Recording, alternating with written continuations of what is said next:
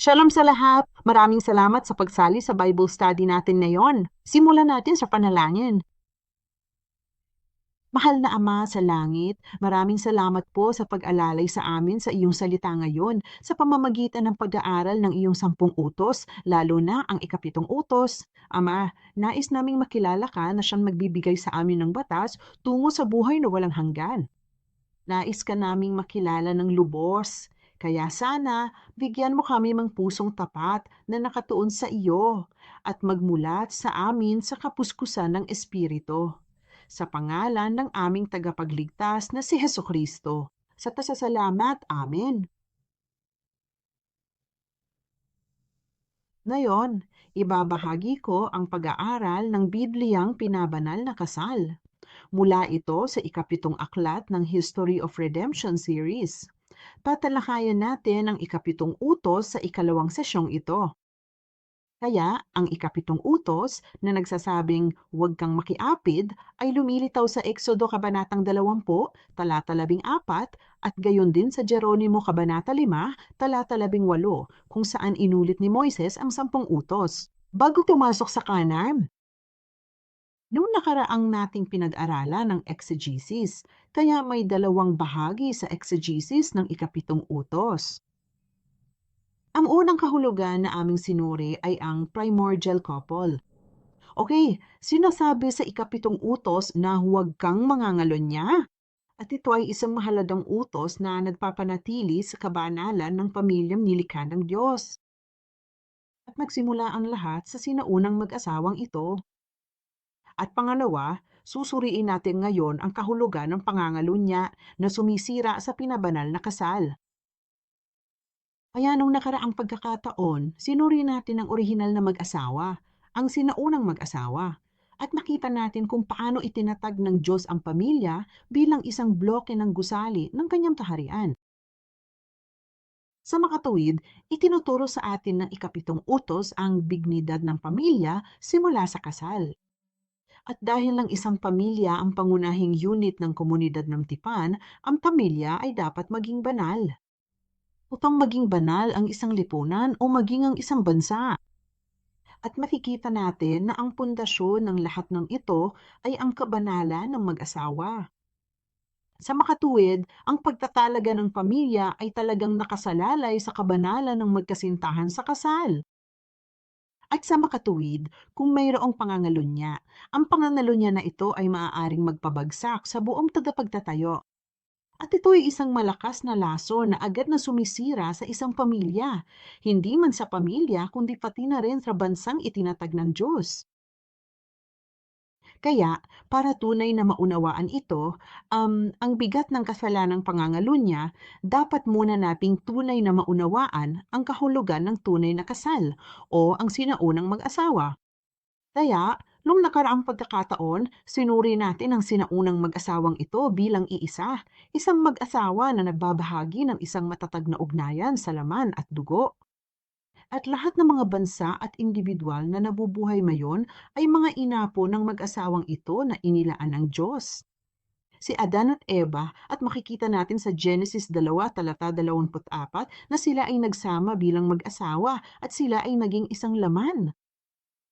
At batay dito, nakita natin kung paano ang ugnayang ito ay mas malapit at mas matibay kaysa sa isang relasyon ng magulang at anak. At ang isang asawa ay ang pinakamalapit na kamag-anak ng isang tao. At sa kamakatuwid, ang ugnayang ito ng kasal ang pinakamatibay at nagkakaisang ugnayan sa alinmang iba pa rito sa lupa. Ang pangalawang katangian tungkol sa sinaunang mag-asawa ay ang mag-asawa ay hindi dalawa, kundi iisa. Okay, kaya nga sa isang kasal, ang lalaki at babae ay pinag-isa at nagiging isang laman. Gaya ng makikita natin sa Genesis Kabanatang 2, talatang 24 at gayon din sa bagong tipan sa mga taga-Epeso, Kabanatang 5, talata 31. Kaya naman lubhang kawili-wili, ang isang tunay na iisang tao ay hindi maaaring isang babae o isang lalaki lamang sa kahulugan ng Biblia. Kaya naman, kapag ang isang lalaki at babae ay naging isang laman, sila ay nagiging isang tao sa paningin ng Diyos. Ibig sabihin nito, ang ginagawa ng asawang lalaki ay ang ginagawa ng asawang babae sa pananaw ng Diyos at o ano? Ano man ang ginagawa ng asawang babae ay siyang ginagawa ng asawang lalaki sa paningin ng Diyos. Okay, at ang ikatlong bahagi tungkol sa sinaunang magkasintahan ay pareho silang hubad, ngunit hindi sila nahihiya. Tungkol yan sa pagiging malapit sa isa't isa sa relasyong ito. Maikling sinuri rin namin na ang kahihiyan ay hindi natural. Hindi ito natural na bagay. At napaka hindi matatag na kalagayan ng pag-iisip na dulot kapag nawawala ng kabanalan ng isang tao. Ano natin nawawala ang kabanalan? Sa pamamagitan ng paglimot sa salita ng Diyos at pagkakasala. Kaya naman babae ay humiwalay sa asawa at nagsimulang makinig. Ang tinig ay hindi ng kanyang asawa, kundi ng ahas. Doon na nasira ang kasal. At ang kahubaran na dati umiiral sa kanilang relasyon at hindi nagdulot ng problema, ngayon ay biglang naging problema at sila'y nakaramdam ng kahihiyan.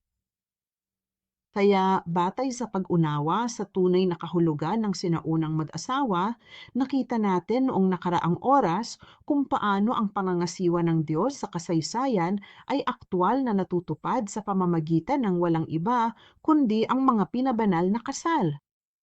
Kaya ngayon ay titingnan natin kung ano ang pananalunya na sumisira sa pinabanal na kasal. At syempre, ang mismong kahulugan ng pangangalunya ay lubhang hindi kanais-nais at isang bagay na gustong iwasan ng mga tao na talakayin. Ninatdalangin ko na sa pamamagitan ng biyaya ng Diyos, ngayon ay magawa nating tingnan ang puso ng Diyos sa pamamagitan ng pagsusuri kung ano talaga ang pangangalunya. Kaya ang pangangalunya ay tumutukoy sa pakikipagtalik sa labas ng kasal, tama ba? Ang ugnayang ito na nangyayari sa labas ng kasal at gayon din ang sexual na relasyon sa isang tao bukod sa asawa. Sa madaling salita, pagiging hindi tapat sa asawa. Gaya ng nakita natin kanina, ang pangangalunya ay naghihiwalay sa isang katawan na naging isa na, tama ba? Kaya sinisira nito ang isang pamilya at winawasak nito ang pundasyon ng kaharaan ng Diyos. Ang bahaging ito ay napakahalaga para mapanatili ang lahat ng ito. Kaya naman, kapag ang pangangalunya ay kasama ng mabigat na kasalanang ito, sinisira nito ang tipan na ginawa sa Diyos na siyang nagtatag ng pamilya. Tama ba? Kaya makikita natin na ang katapatan at kadalisayan sa pagsasama ay higit na mahalaga kaysa sa anumang bagay. Mas mahalaga ang katapatan kaysa sa buhay mismo. Habang ang sirang pananampalataya ay sumisira sa buhay at lumalapastangan sa kabanalan ng pamilya. Lahat ng buhay ay nagsisimula sa isang pamilya. Alam mo kung kailan. At ang isang lalaki at babae ay nagsasama-sama at magkakaroon ng bagong buhay, tama ba?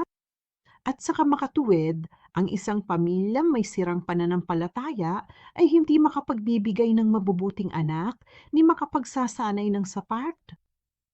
At ang salita ng Diyos na siyang buhay din.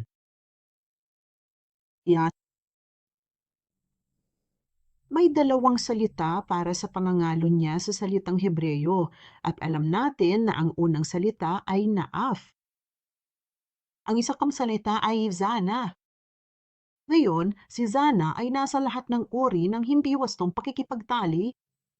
Ngunit ang salita para sa pangangalo niya sa parehong Exodo 20, talata 14 at Deuteronomio 5, talata 8, 18 ay hindi ang Zana na ito. Ito talaga ang salitang naf. Ngayon, ginagamit ng Biblia ang salitang ito na nap na may dalawa o dalawang kahulugan. Tingnan natin kung ano ang mga ito. Una sa lahat, ang pangkalahatang termino ng pangangalunya, gaya ng nakita natin kanina, ang mga sexual na relasyon sa labas ng kasal. Okay, pero medyo naiba ang pangalawang kahulugan. Ngunit para sa unang kahulugang ito, pansinin natin ng mga awikaan ang talatang ito. Sinasabi nito na ang taong nangangalunya sa babae ay walang bae. Siyang gustong sumira sa kanyang sarili ang siyang gumagawa nito, kaya ang pangangalunya ang siyang sisira sa sarili sa huli. Okay, iyan may isang pangkalahatang termino para sa pangangalunya, ngunit mayroon ding pangalawang kahulugan ng salitang ito na wala. Ito ay tumutukoy sa idolatriya, na ito ay espiritual na pangangalunya, idolatriya ng Pipan, ang bayan ng Israel. Hindi natin dapat maliitin ang komposisyon ng ating buong pagkatao. Hindi lang tayo gawa sa laman, di ba? Tayo ay gawa sa laman, kaluluwa at spirito. Maaring magkaroon ng pisikal na pangangalunya, meron ding espiritual na pangangalunya, at ang implikasyon ay napakalubha. Tingnan natin ang dalawang sipe, Jeremias 3:6-9 at Oseas 4:12-14. Oseas, sabi ng Diyos, ang aking bayan ay sumasangguni sa kanilang Diyos-Diyosang kahoy. Kanino tayo dapat sumangguni at makipag-usap tungkol sa ating mamausapin? Isama ang Diyos mismo. Kaya sa isang pagsasama, alam mo na, ang lalaki o ang babae gusto nilang pag-usapan ang mahahalagang issue sa isa't isa, tama ba? Ngunit narito ang sinasabi ng Diyos, ang aking bayan ay sumasangguni sa kanilang mga problema gamit ang idolo na kahoy na ito na patay na at hindi man lang gumagalaw at ito ay gawa ng tao, tama ba? At ipinaalam sa kanila ng wand ng kanilang manghuhula na ito ay dahil sa espiritu ng ermitanyo ang nagligaw sa kanila at sila'y nagpatutot, humiwalay sa kanilang Diyos. Kaya ano ang kahulugan ng espiritual na pagpapatutot? Batay sa, ang talatang ito ay lumalayo sa ating Diyos, kaya ang mga taong may pangunawa ay napapahamak. At sinasabi sa Jeremias Kabanata 3, versikulo 69, sinabi sa akin ng Panginoon noong mga kaarawan ni Josias na hari, nakita mo ba ang ginawa ng taksil na Israel? Ngayon, ang Israel ay tumutukoy sa hilagang kaharian ng Israel, ang bansa mismo. Kaya ito ang sinasabi ng Diyos sa bansang Israel. Umakyat siya sa bawat matataas na burol at sa ilalim ng bawat luntihang puno at siya ay naging isang ermitanyo roon. At naisip ko pagkatapos niyang magawa ang lahat ng mga bagay na ito, babalik siya sa akin. Ngunit hindi siya bumalik at makita ito ng kanyang minamahal na kapatid na si Juda. Kaya rito, ang Juda ay tumutukoy sa katimugang kaharian ng Juda. Kaya at nakita ko na sa kabila ng lahat ng pangangalunya ng walang katapatan na Israel, ang hilagang kaharian, pinalayas ko siya at binigyan ng kasulatan ng diborsyo. At sa makatuwid, ang hilagang kaharian ng Israel ay nawasak, tama ba? Ng mga Asiryano. Gayunpaman, kahit matapos masaksihan ng pagkawasak ng hilagang kaharian ng Israel, ang taksil nitong kapatid, ang katimugang kaharian ng Juda, ay hindi natakot. Ngunit siya ay humayo at naging isang patutot din. Dahil sa kawalang galang ng isang pagpapatutot, dinungisan niya ang lupain at nangalo niya sa mga bato at mga puno. Ito ay lubos na malalim. Madalas nating pinag-uusapan kung ano ang nagpaparumi sa mundong ating ginadalawan. Ngunit sa pananaw ng Diyos, ano ang pinakamahalaga sa Kanya? O, ang sanhi ng polusyon sa ating kapaligirang tinitiran ay ang ating pagpapatutot laban sa Diyos. O kapag tinalikuran natin siya. At makikita natin na ito ay aktwal na nangyayari sa insidente ng ginintuang guya. Kaya sa Exodo 32, talata 6, makikita natin kung saan tinanggap ni Moises ang dalawang tapyas na bato sa bundok Sinai. Ngunit si Aaron, kasama ang mga Israelita, ay gumawa ng ginintuang guya na ito at sinamba ito at nag-alay ng mga hain. At ang una, ang Exodo 32:6, ay naglalarawan sa eksena kung saan ang mga Israelita ay nangangalunya habang sinasama nila ang ginintuang guya. Kinabukasan, maaga silang bumamon at nag-alay ng mga handog na susunugin at mga handog pangkapayapaan. Ngayon, ang mga handog na susunugin at mga handog pangkapayapaan ay dapat ibigay sa Diyos. Ngunit sa halip, ibinigay nila ito sa ginintuang guya na sila mismo ang gumawa. At ang bayan ay naupo upang kumain at uminom at tumayo upang laruin ang dulang ito.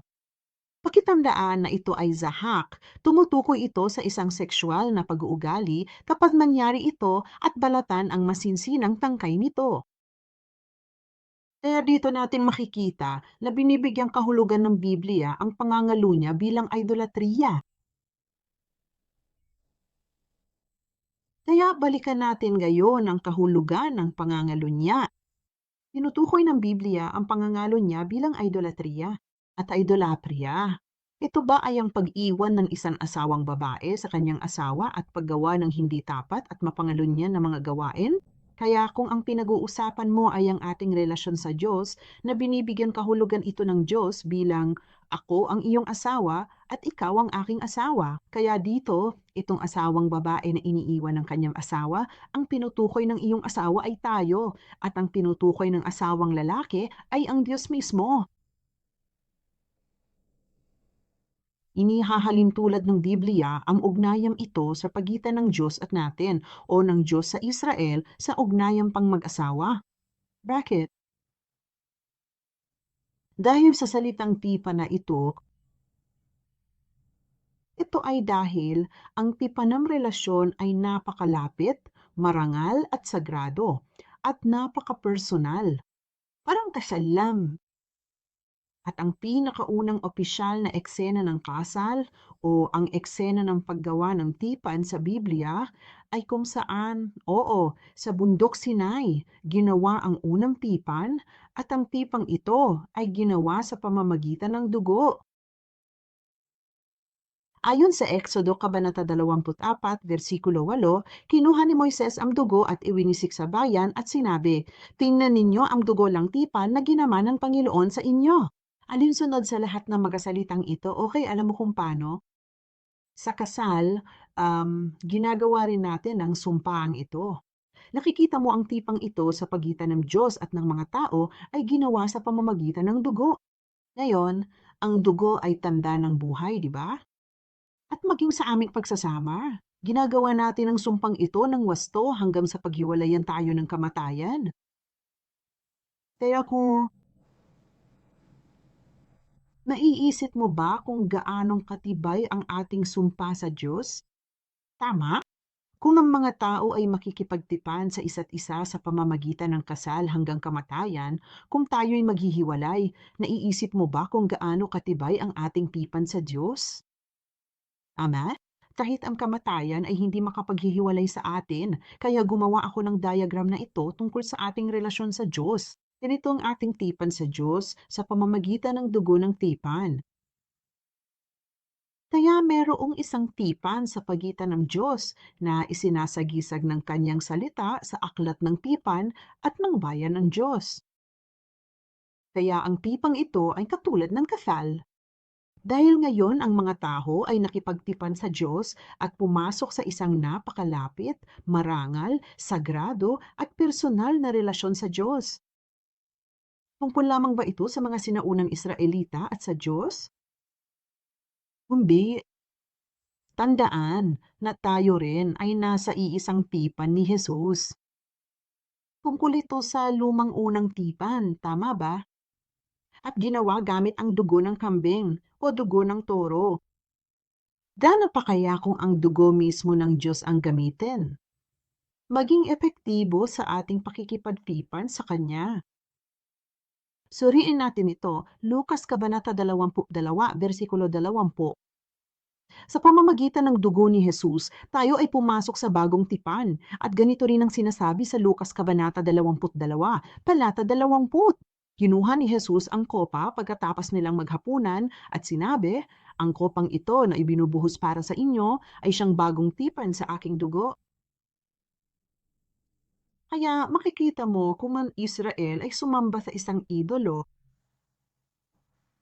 Sa madaling salita, tinalikuran nila ang Diyos at sumamba sa ibang bagay na isang gawaing pangangalunya laban sa Diyos na kanyang asawa. At makikita natin ito sa iba't ibang bahagi ng Biblia. Sa Ezekiel 16, talata 8, ipinapakita rito kung paano nakipagtipan ang Diyos sa Israel. Kaya't ako'y dumaan sa tabi mo at nakita kita, at narito, ikaw ay nasa panahon ng pag-ibig. Kaya't iniladlad ko ang aking palda sa iyo at pinakpan ang iyong kahubaran. Sumumpa rin ako sa iyo at makipagtipan sa iyo, at ikaw ay naging akin, sabi ng Panginoon. Gaano kaya niya ako? Ang tipang ito ay isang napakalapit, isang napaka-personal na relasyon sa Diyos. Ngayon tayo ay nagiging mga Diyos, Yan ang sinasabi ng Diyos, tama ba? Gayunpaman, sa ilang mga talata pababa, sinasabi nito, ngunit nagtiwala ka sa iyong kagandahan at nagpakababata dahil sa iyong katanyagan, at ibinuhos mo ang iyong mga pagpapatutot sa bawat nagdaraan na maaaring magnais. Gayon din sa Isayas, Kabanata 54, talata 5, ipinakikilala ng Diyos ang kanyang sarili. Dahil ako ang iyong asawa, ako ang iyong manlilikha, na ang pangalan ay Panginoon, Panginoon ng mga hukbo, at ang iyong manunubos ay banal. Isa sa Israel na tinatawag na Diyos ng buong mundo. Tinatawag tayo ng makapangyarihang Diyos na ito bilang gaya natin ang kanyang nobya, tama ba? Gayunpaman, sa Isaiah 57, talata 3, ang kanyang, "Ngunit halika rito, kayong mga anak ng isang mangkukulam, supling ng isang mangangalunya at patutot." Napakaraming lugar sa Biblia ang makikita natin kung paano nakikipagtalik sa kanilang mga Diyos ang mga sumusunod na talata. Kaya titingnan natin ngayon ang Exodo, Kabanata 34 at Ezekiel, Kabanata 6, Talata 9, ayon sa Exodo 34, 15 hanggang 16. Kung hindi, baka makipagtipan ka sa mga naninirahan sa lupain, hindi sa Diyos. At sila'y makikipagtalik sa kanilang mga Diyos at maghahain sa iyong Diyos. At maaaring may mag-imbita sa iyo na kumain ng kanyang sakramento. Kaya ngayon, kanino tayo nakikipagtipan? Magmuni-muni talaga tayo, di ba? At maaari ninyong kunin ang ilan sa kanyang mga anak na babae para sa inyong mga anak na lalaki. Ito naman yun ang kasal ng mga anak natin. At maaaring ang kaniyang mga anak na babae ay makipagtalik sa kanilang mga Diyos, at maaaring ang inyong mga anak na lalaki ay makipagtalik sa kanilang mga Diyos. At ito ang kasal namin. Kaya naman, napakahalaga ng pagsasama ng ating mga anak at maging ng ating mga anak. Kaya't ang Diyos ay nanangis kung gaano siya nasaktan sa ating pangangalunya laban sa Kanya. Ay mabuti, hanggang 6 talata siyam. Sinasabi ng Diyos kung paano ako nasaktan ng kanilang mapangalunya na mga puso na tumalikod sa akin at ng kanilang mga mata na nagpapatutot sa kanilang mga Diyos-Diyosan. Sino ang Diyos na ito? Ang Diyos na ito na nagbigay sa atin ng batas. Pangako niya, aalagaan kita at gagabayan kita sa lahat ng iyong paglalakbay. Ang Diyos na ito na nagbigay sa atin ng kautusan ay nais na makilala natin siyang malinaw. Ang Diyos na ito na nagbigay sa atin ng batas ay ayaw na tawagin natin siyang malabong ama nang hindi naman talaga natin siya lubos na nakikilala. Nais niyang makilala natin siya tulad ng pagkakilala natin sa ating ina at ama na siyang nagsilam sa atin sa pisikal na paraan. Alam mo ba kung anong klaseng personalidad meron siya? Anong klaseng puso ang meron siya para sa atin? Sino ang Diyos na ito at gaano niya tayo kamahal? Kaya kano natin siya mamamahalin pabalit? Ito ang diwa ng dahilan kung bakit tayo binibigyan ng Diyos ng batas. At binibigyang kahulugan niya ang ating relasyon sa Kanya bilang isang relasyon walang iba kundi ang kasal na ito sa pagitan ng mag-asawa na hindi mapaghihiwalay. Yan ang gagawin nating isang laman kasama niya. At wala namang kahihiyan sa pagitan natin, di ba? Kita nyo, tinatawag tayo ng Diyos sa isang matalik na relasyon sa bawat isa sa atin. At kaya nga ang kasaysayan ng pagtubos ay nagsisimula sa pinabanal na kasal na ito. At ito ay patungo sa wakas, sa tunay na nobya ng kordero, sa huli, ang nobya ni Kristo. Kaya't ating tingnan ito ng maikli sa takdang panahon ng kasaysayan ng pagtubos. Ano ang tunay na sinaunang mag-asawa na sinusubukang iparating sa atin ng Diyos sa lumang tipan? Nagsimula ito kina Adan at Eva sa Genesis Kabanata 2, talata 24. Napakahaladang talata ito, kaya babasahin natin muli. Dahil dito, iiwan ng lalaki ang kanyang ama at ina at makikisama sa kanyang asawa at sila'y magiging isang laman. Hindi lamang ito nangyayari sa lumang tipan. Sa bagong tipan, kinuha ni Apostol Pablo ang talata at ipinaliwanag ito ng malalim. At sa mga taga-Epeso, Kabanata 5, talata 31 hanggang 32, eksaktong pareho ang talata. Sinabi niya, dahil dito, iiwan ng lalaki ang kanyang ama at ina at makikisama sa kanyang asawa, at ang dalawa ay magiging isang laman. At ipinaliwanag niya na ito ay isang malaking misteryo. Dakilang hiwaga ito, ngunit ang tinutukoy ko ay si Kristo at ang simbahan. Kaya, total, itong relasyon ni na Adan at Eva, itong sinaunang mag-asawa, ay isang pagbabanta, ano? Ang ugnayang ito sa pagitan ni Kristo at ng kanyang simbahan. At ang kasaysayang ng pagtubos ay patuloy na umuusad patungo sa mga huling araw. Sa mga huling araw, sa huling aklat ng Biblia at aklat ng mga pahayag, makikita natin ang muling pagpapakita ng nobya na ito. At iyan ay nasa pahayag, Kabanata 12. Sinasabi sa bersikulo 21, at makita ko ang banal na lungsod, ang bagong Jerusalem. Ngayon, bigla na lang, ito ay isang lugar, ang bagong Jerusalem, isang dakilang banal na lungsod na bumababa mula sa langit, mula sa Diyos. Pero tandaan po ninyo, ang pagiging handa gaya ng isang babaeng ikakasal na ginayakan para sa kanyang asawa ay parang paghahanda para sa isang kasal, hindi ba? At sa pahayag Kabanata 21, versikulo 9 hanggang 10, sinasabi nito, ang babaeng ikakasal na ito ay naggayak para sa kanyang asama. Ang banal na lungsod na ito, ang bagong Jerusalem, ay ang nobya ng kordero. Ngunit mga kapatid, kailangan nating tandaan na sa mga huling araw, may dalawang babae o dalawang lugar. Mayroong isang nobya ng kordero, ngunit sa kabaliktaran, mayroon ding ibang babae at iyon ay ang dakilang tatutot. At makikita natin ito sa pahayag, Kabanata 17, talata 1. Kaya titignan talaga natin ang Apokalipsis, Kabanata 17, ilang talata lamang sa kabanatang ito. Pagkatapos, lumapit sa akin ang isa sa 7 anghel na may 7 mangkok at nagsalita na sinasabi, halika rito. Ipapakita ko sa iyo ang paghatol sa dakilang patutot na nakaupo sa maraming tubig at pagkatapos ay ipapaliwanag nito kung sino ang dakilang patutot na ito. At ang sumunod na talata, sa talatang 5 at sa kanyang noo, isang pangalan ang nakasulat na isang hiwaga. Gaya sa mga taga-Efeso, Kabanata 5, sinabi ni Apostol Pablo na ang hiwaga ay dakila sa pagitan ng si Kristo at ang simbahan, di ba?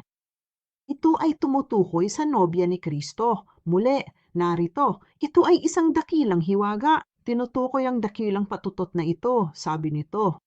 Ang pangalang nakasulat sa kanyang noo ay Dakila ang Babilonya at siya ang ina ng mga patutot, tama ba? At ang mga kasuklam-suklam na bagay sa mundo at pagkatapos ay ang pahayag. Sa pahayag Kabanata 17, versikulo 18 ay sinasabi, ang babaeng ito na iyong nakita ay ang dakilang lungsod ng Babilonya na nagahari kasama ng mga hari sa lupang ito. Kaya para ibuod muli ito, sa mga huling araw, nakita natin sa pahayag, Kabanata 21, talata 2, na mayroong isang banal na lungsod, ang bagong Jerusalem. Iisang lungsod lang yan. Ngunit mayroon ding isa pang dakilang lungsod, gaya ng nakita natin sa Apokalipsis, Kabanata 17, ang dakilang lungsod na ito, ang Babilonya. At nakita natin na ang banal na lungsod na ito, ang bagong Jerusalem, ay isang nobya na ginayakan para sa kanyang asawa na isang kordero. Sa kabaligtaran, ang dakilang lungsod na ito, ang Babilonya, ay anong uri ng babae? Ang ina ng kanyang mga talukap mata? Kaya, mga kapatid, saang lungsod kaya tayo magiging bahagi? O aling lungsod ang ating itatayo? Kaya balikan natin ang Epeso Kabanatang 5, talata 31 hanggang 32, o ang pangunahing talata ng ating pag-aaral ngayon, sinabi ni Apostol Pablo na ang hiwaga ay dakila. Ngunit ang tinutukoy ko ay si Kristo at ang simbahan. Tingnan natin ang naunang talata na sinasabi sa itaas mismo ng mga taga-Epeso, Kabanata 5, talata 31 to 32. Kung pupunta ka sa talatang 20 hanggang 30, ipinaliliwanag nito ito. Kaya nararapat ding ibigin ng mga asawang lalaki ang kanilang mga asawang babae gaya ng kanilang sariling mga katawan. Ang umiibig sa kanyang sariling asawa ay umiibig sa kanyang sarili, sapagkat walang sinuman ang napuot kailanman sa kanyang sariling laman, kundi inaalagaan at inaalagaan ito. Alam mo, kahit di tayo kontento sa hitsura ng ating mukha, di ba? Pero di natin kinamumuhian ang ating katawan, kundi inaalagaan at pinahahalagahan ito. Sabi ni Apostol Pablo, ganyan din dapat nating mahalin ang ating mga asawa. Ngunit itinuturo niya ito tulad ng ginagawa rin ni Kristo sa simbahan. Ibig sabihin, minahal din ni Kristo ang simbahan na parang sarili niyang katawan. Bakit? Sapagkat tayo ay mga bahagi ng kanyang katawan.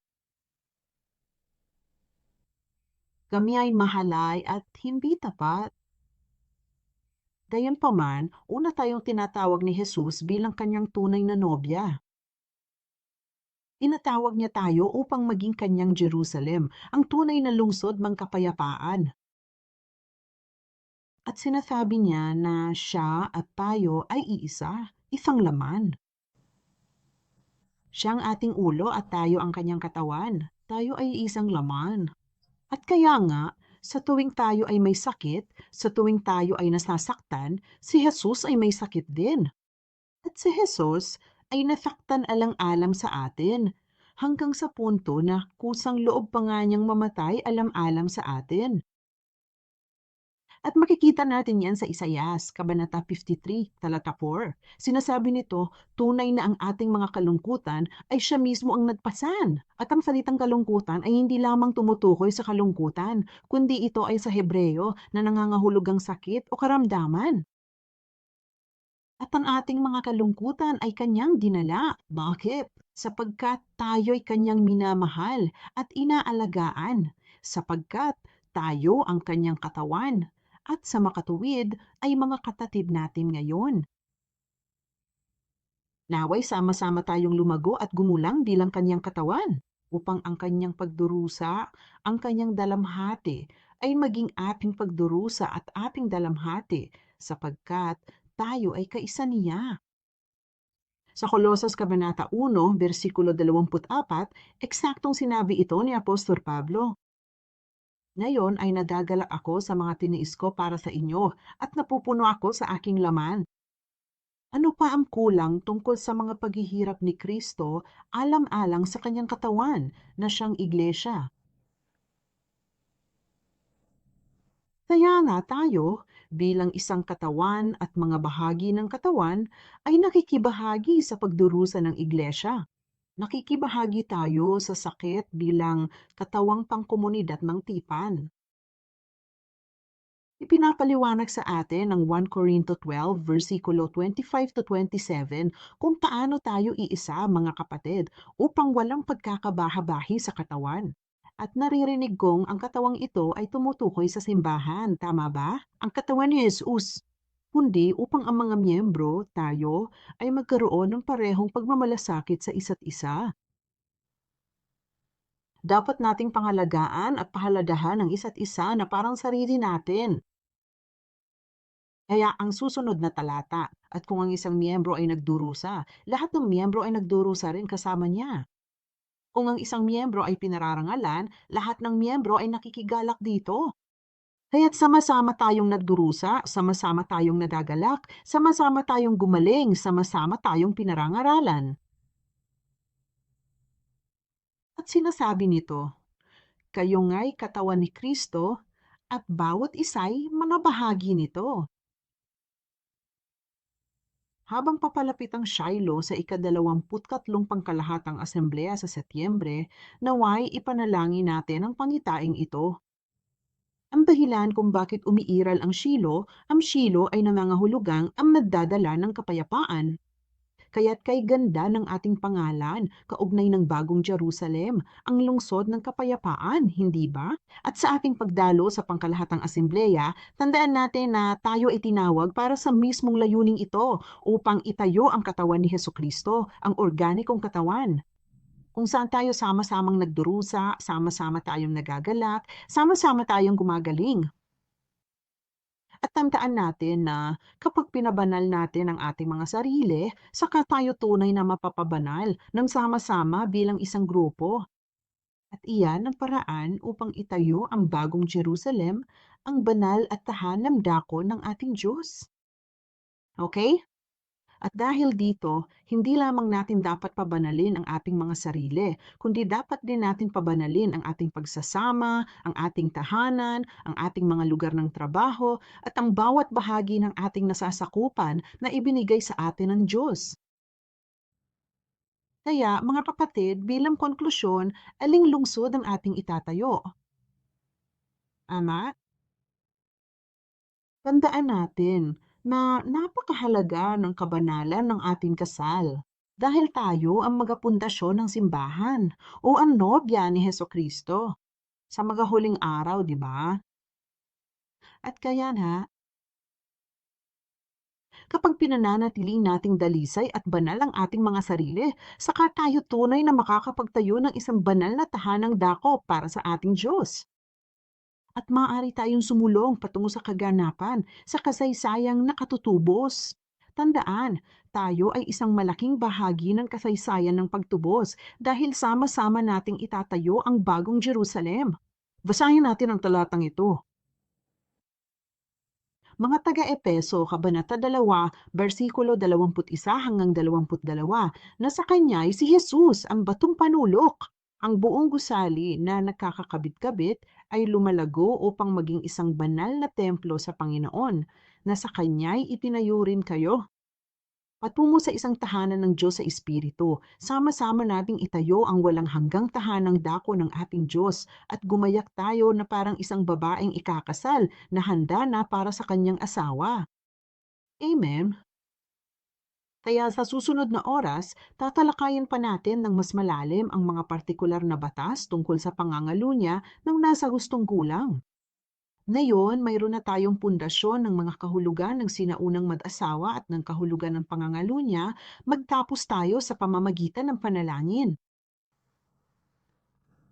Diyos Ama, nagpapasalamat kami sa pagpapala mo sa amin na maunawaan namin ang mga bahagi ng ikapitong utos na huwag mangalunya. Ngayon, sinuri natin ang kahulugan ng pangangalunya. Ngunit, higit sa lahat, napagtanto namin na ang ikapitong utos ay talagang sumisigaw sa amin tungkol sa relasyon namin sa iyo bilang mag-asawa. Kaya, Ama, habang sabik nating hinihintay ang pangako at katuparan ng ikalawang pagparito at ng bagong amayang Jerusalem, idinadalangin natin na maalala nila ang pag-ibig ng pagtubos ni Kristo para sa atin.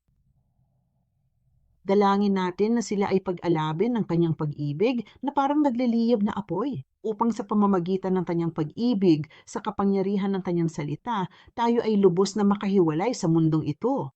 Yan ay katulad ng dakilang Babilonya, ang dakilang pagpapatutot at maging banal sa ating mga individual na buhay at sa ating mga pagsasama upang sama-sama tayo ay makapagtayo, tayo ay maitayo sa banal na tahanang dako ng ating Diyos at magayak bilang isang nobya ng kordero. At gayon din, mahal na Ama, ikaw ang aming manunubos at aming manggagamot.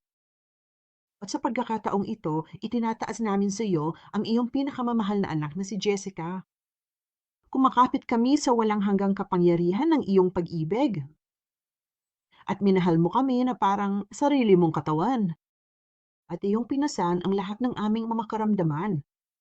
Kaya Ama, muli naming hinihiling na sana'y alalahanin at pagalingin mo ang iyong minamahal na anak na si Jessica at alisin ang tumor sa kanyang utak sa pamamagitan ng iyong biyaya.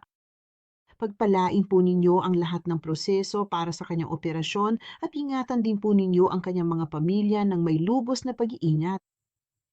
At Ama, nagpapasalamat kami sa iyo sa pagiging aming tapat na katiwala na siyang tapat na dumidirinig ng aming mga panalangin. Idinadalang namin ang lahat ng ito sa pangalan ni Jesus, aming walang hanggang asawa. Amen.